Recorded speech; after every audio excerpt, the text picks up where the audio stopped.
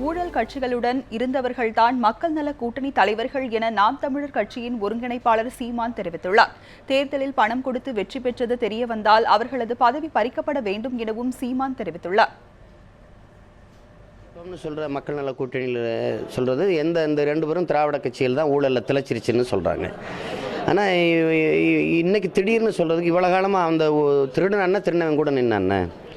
அப்போ இவ்வளோ காலமாக மதுக்கடையில் திறந்து வியாபாரம் பண்ணவங்க பக்கத்தில் இருந்து பதவி அனுபவித்தவங்க, ஊழல் செஞ்சவங்களுக்கு கூடவே இருந்து உறுதுணையாக நின்றவங்க, இன்றைக்கி ஊழலை ஒழிக்கணும், அதுக்கு இந்த கட்சியில் வீழ்த்தணுங்கிறது ஒரு முழுமையான நம்பகத்தை பெறலைன்னு நான் பார்க்குறேன்.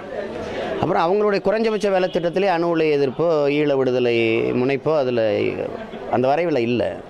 இப்போ அதனால் நம்ம அதை பார்க்க முடியாது. இந்த மாற்றுங்கிறது திடீர்னு நான் கட்சி தொடங்கின காலத்திலேருந்து மாற்று சொல்லி வரோம். அது தொடக்கத்திலேருந்து மாற்று, இது தோல்விக்கு பிறகு மாற்று, அப்படி பார்க்க முடியாது.